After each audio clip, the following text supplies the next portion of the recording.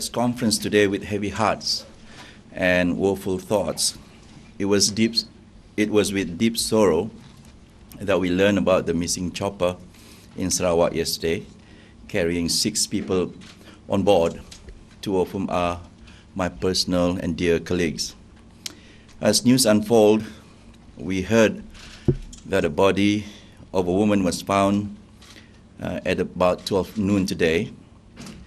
There are no words sufficient to describe our grief, but we have resorted to the fact that in discharging our duties to the people, danger lurks near. And life as we know it will never stop throwing curveballs at us, and for that we remain resilient in our prayers. Our hope and prayers have no bound, and on that note, I'd like to take this opportunity for all of us in the room and beyond to say a prayer for their safe return. To friends and family members, our heart goes out to you during this trying time. Godspeed, search and rescue team at Ground Zero, and may Allah, the All-Merciful and Forgiving, keep all of us safe under His grace, inshallah. Moving forward, we meet here today to highlight and ask questions and probe the circumstances surrounding the controversial Penang Tunnel project by the DAP Penang State Government. And I have with me today, di sebelah kiri saya lah Datuk Dr. Asharuddin Ahmad, iaitu Naib Presiden Parti Gerakan Rakyat Malaysia yang hadir bersama-sama saya dalam sidang media hari ini. Let me proceed with the actual press release or press statement. In November 2015, a BN Ahli Dewan Undangan Negeri from Penang moved a motion to subject all reclamation projects to public hearing.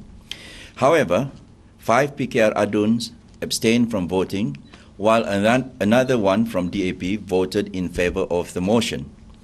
This incident had incensed Penang's Chief Minister and DAP Secretary General, Lim Guan Eng, who then accused the 6 aduns of backstabbing him.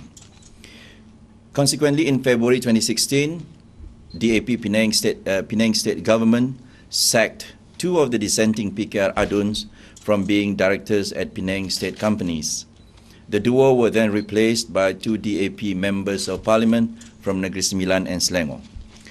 On 24th February 2016, one of the sacked PKR adun, Yang Berhormat Chia Ka Peng, exposed to the media that one of the reasons why the 6 PKR and DAP aduns' decision not to vote against the BN motion was due to a major road and tunnel project report published by the State Public Accounts Committee.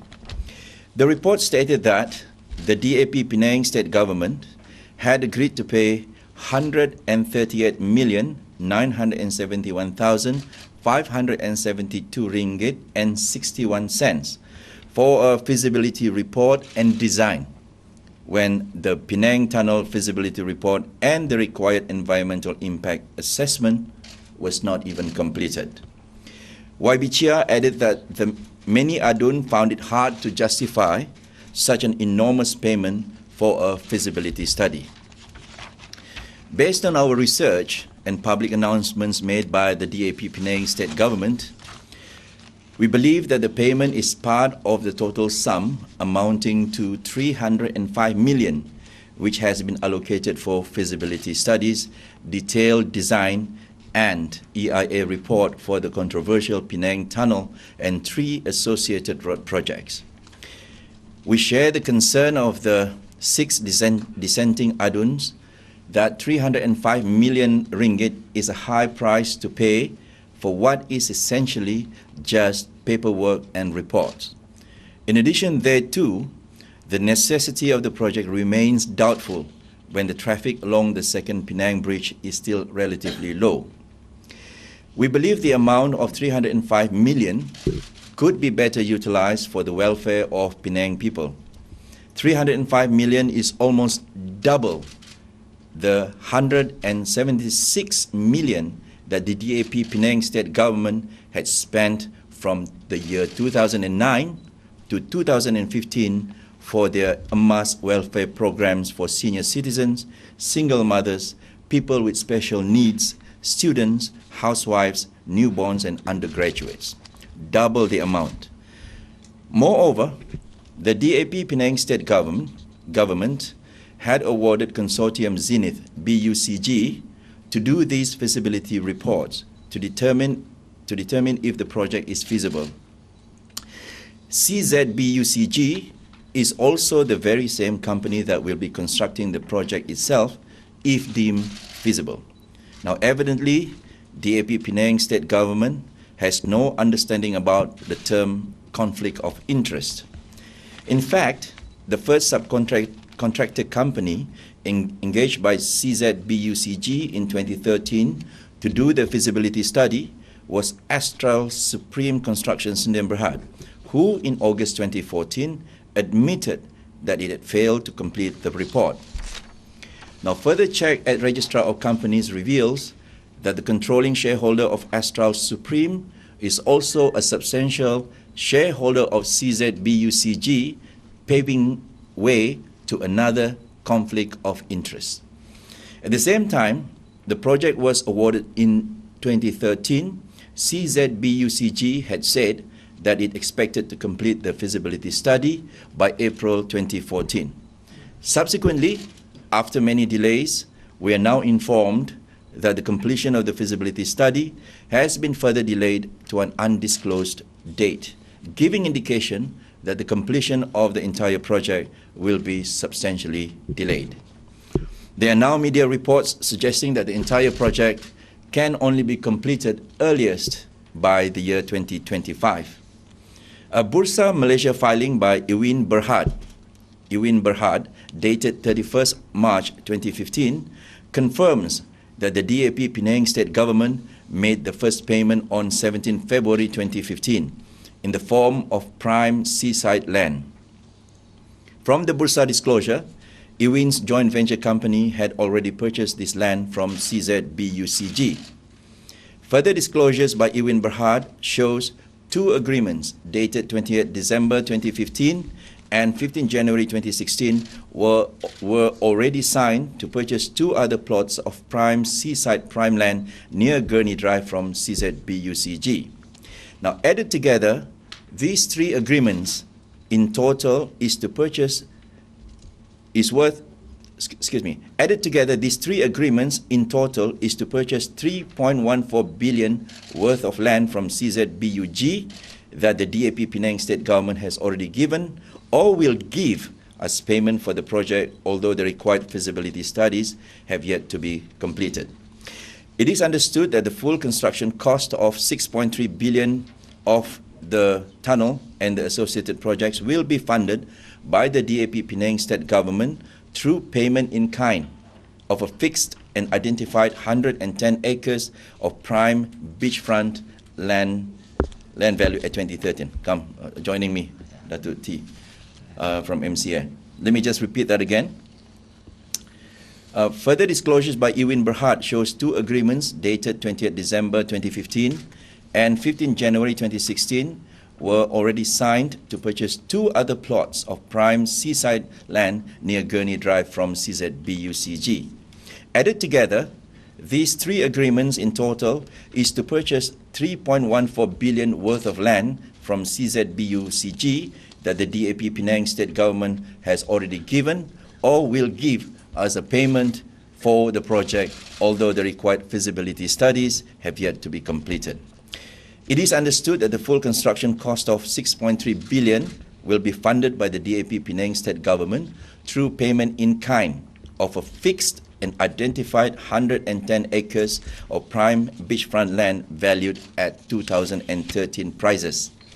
What raises curiosity is why would DAP Penang State Government fix the value of a prime land at 2013 prices for a project that will only be completed 12 years later in 2025.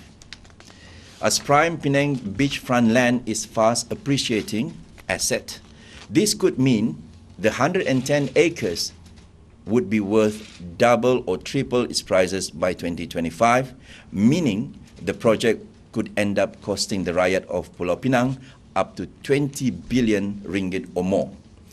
In addition to fully funding the entire 6.3 billion cost, the DAP Penang State Government will also grant CZBUCG a 30 years concession to collect tolls for the tunnel.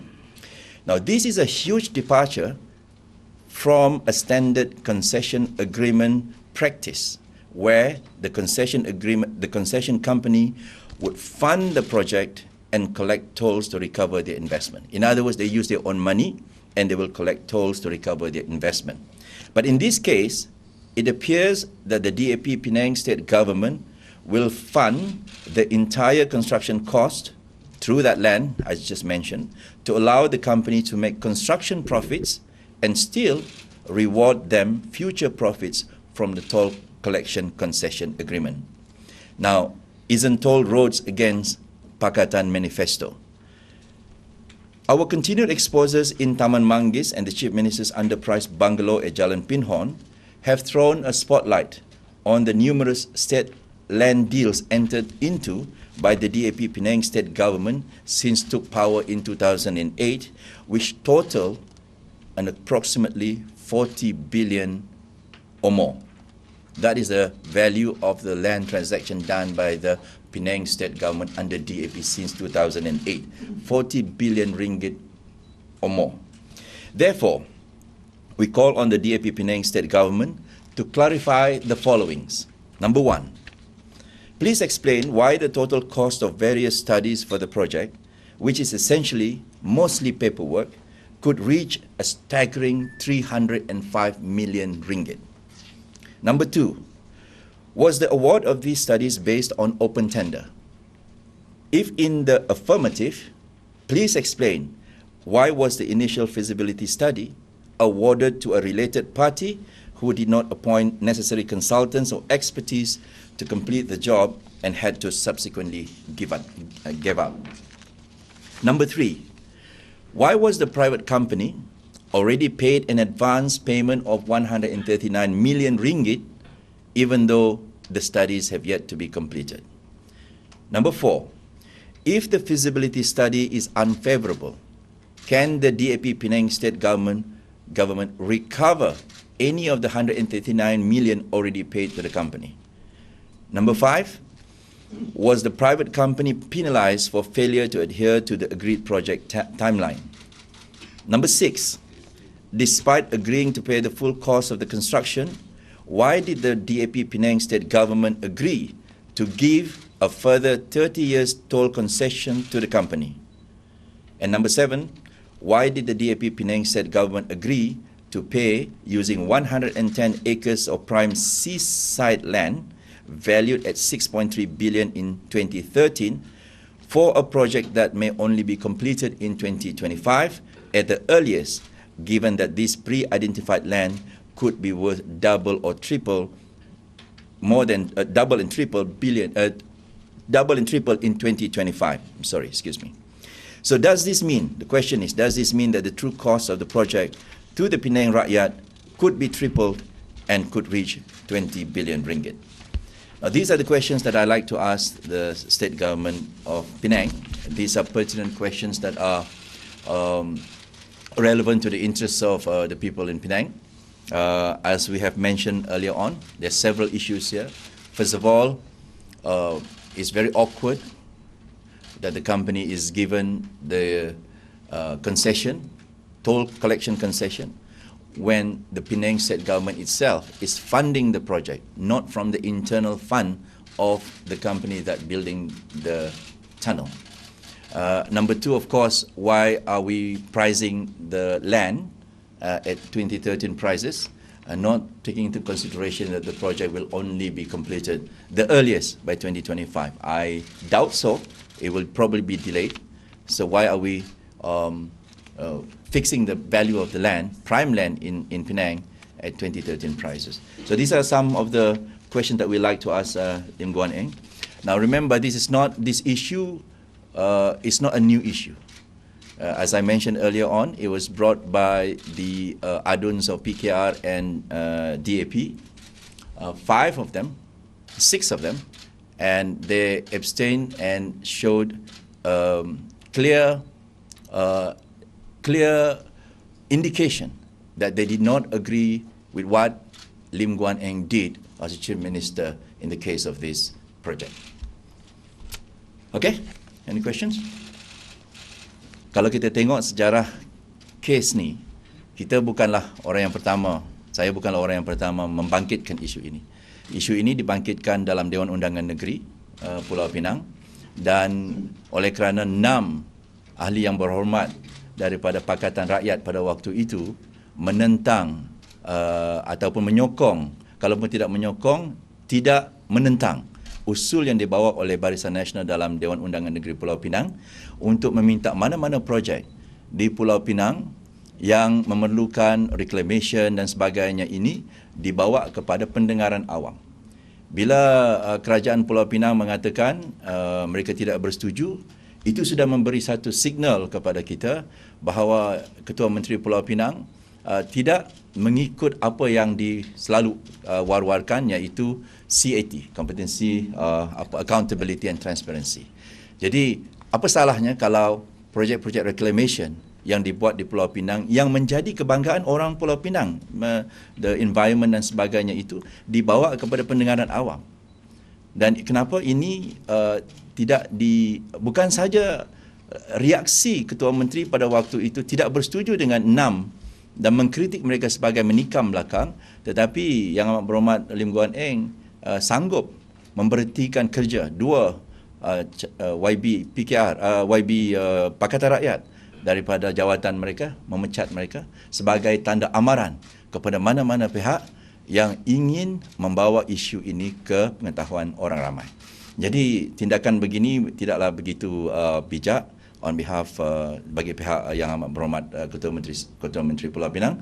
Maka hari ini kita mahu timbulkan isu ini supaya mereka faham, Pulau Pinang, rakyat Pulau Pinang faham bahawa memang banyak isu-isu yang begitu dekat di hati mereka yang perlu diperjuangkan. Kalau bukan oleh YB daripada Pulau Pinang, Pakatan Rakyat, kita di peringkat nasional, di peringkat Barisan Nasional Malaysia akan membentangkan isu ini untuk pengetahuan orang ramai. They did not come. I mean, wakil-wakil rakyat yang menyokong dan juga berkecuali, yang tidak membantah usul Barisan Nasional dalam Dewan Undangan Negeri itu memang telah pun dimaklumkan dalam media dan sebagainya. Hari ini saya boleh tunjuk satu kenyataan daripada YB Chia. Mana tadi YB? Ni.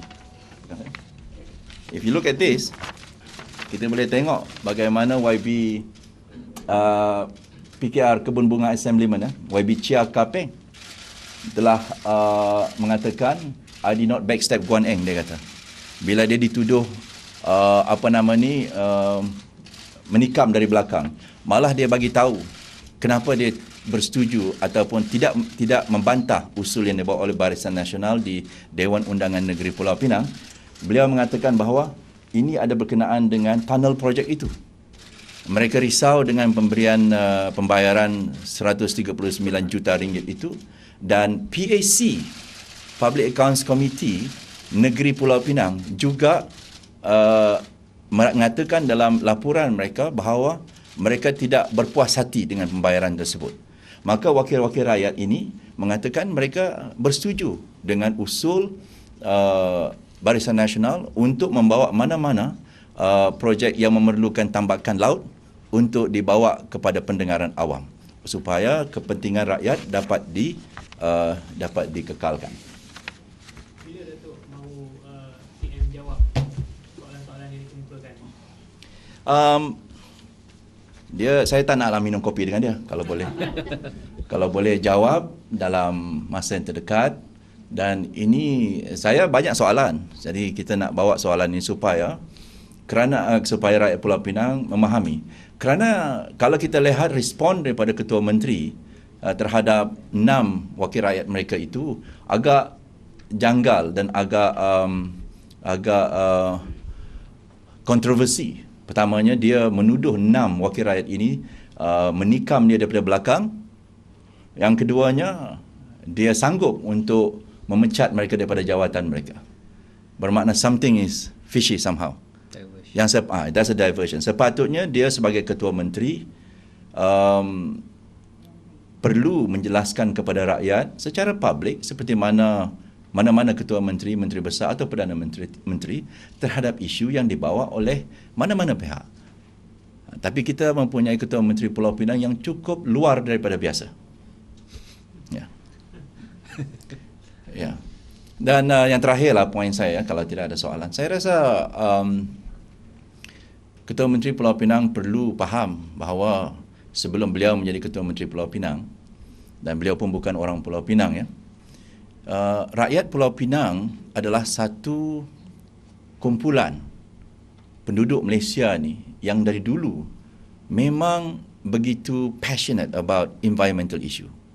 Namakanlah kegiatan NGO, sama ada consumerism, hak pengguna, hak asasi manusia, environmental issue dan sebagainya, itu kebanyakannya daripada NGO yang bertapak di Pulau Pinang. Ya. Dan mereka inilah yang perlu didengar suaranya oleh Yang Amat Berhormat Ketua Menteri Pulau Pinang, Lim Guan Eng. Jangan, saya tengok sejak kebelakangan ini ramai orang mengatakan dia terlalu angkuh sehingga kan tidak mahu lagi mendengar pandangan pihak NGO di Pulau Pinang yang sememangnya daripada dulu sebelum dia jadi ketua menteri lagi, gerakan NGO di Pulau Pinang itu memang begitu kuat sekali. Jadi saya berharap supaya Lim Guan Eng menjawab persoalan ini secara terbuka dan telus. Tak payah marah-marah, tak payah bawa orang minum kopi, just answer the question publicly without resorting to very unchief ministership by sacking people and things like that. Pose several questions, relevant questions to him. Let's see whether or not the answers are relevant. From my past experience with Lim Guan Eng, he would divert the issues. He would say this is about Barisan Nasional attacking him and whatnot. But I think the people of Penang deserve to know. We will reserve and keep our options open for the next available course for us. Even including probably mounting a very strong campaign for the state government of Pulau Pinang to comply with the wishes of the people that any reclamation works done in Penang must go through a public hearing, as presented by the BN motion in the DUN. From where, sir? Where you from? Okay. Janganlah. That was also a trap question. Saya rasa, I was ready for the debate, as you all know. I was ready. But as I mentioned, seperti mana yang saya katakan, saya ini menteri, saya bukan orang, bukan menteri. Jadi menteri ni nampak janggal kalau bila dah ketua polis negara kata jangan berdebat sebab siasatan sedang dijalankan. Saya tidak berdebat, saya terpaksa akur kepada nasihat dan arahan ketua polis negara. Kalau menteri tak akur kepada ketua polis negara, saya pun tak tahu apa signal saya nak bagi kepada rakyat. Tetapi bila Guan Eng mengatakan saya ni itu dan ini dan sebagainya, saya senang saja, saya kata saman saya, bawa saya ke mahkamah. Jadi IGP pun tak boleh kata tak boleh bawa pergi ke mahkamah. Jadi saman saya supaya saya boleh berdepan dengan beliau dalam mahkamah. Begitu yakin saya dengan kes yang ada dalam tangan saya. Tapi sejak sampai hari ini saya masih menunggu Lim Guan Eng untuk menyaman saya. Jadi pada saya soal debat tak debat, takut nak berdebat itu tidak timbul sebab saya dah bagi ruang kepada beliau untuk menyaman saya. Tetapi sampai sekarang beliau tidak menyaman saya. Jadi we'll wait and see lah. So, soal debat tu jangan dulu kita ni, saya nak media explain kepada people of Penang and Malaysians as a whole. Okay? Alright, thank you. Saya monitor saya punya WhatsApp group dan kebanyakan kami amat bersedih tentang pemergian Yang Berhormat Datuk Noria. Beliau adalah seorang yang begitu rajin sebagai timbalan menteri. Saya sentiasa melihat beliau berada dalam Dewan Rakyat sampai malam, sampai 2-3 pagi kadang-kadang. You pun ada, you tahu. Dan beliau memang seorang yang baik, peramah dan memang bekerja kuat dan selalu bermesra dengan kita dalam WhatsApp group dan dalam lobi parlimen. Dan kehilangan beliau ini amat terasa sangat kepada beberapa ahli-ahli parlimen yang telah bersama-sama dengan beliau sejak tahun 2008. Saya jadi ahli parlimen 2008. Dan saya tahu timbalan menteri saya yang berhormat Datuk Halimah Sidang begitu rapat dengan Datuk Noria, seperti kakak dan adik. Dan saya boleh melihat komen-komen beliau dalam WhatsApp group. Memang kami amat terkesan dengan kejadian ini dan kami doakan supaya semuanya selamat kepada mereka yang belum lagi ditemui, dan juga kepada yang berhormat Datuk Wan Khairil yang saya baru jumpa. Jadi dalam keadaan ini hanya kita mampu berdoa supaya mereka dilindungi dan dirahmati Allah Subhanahu Wa Taala. Okay? Alright, thank you.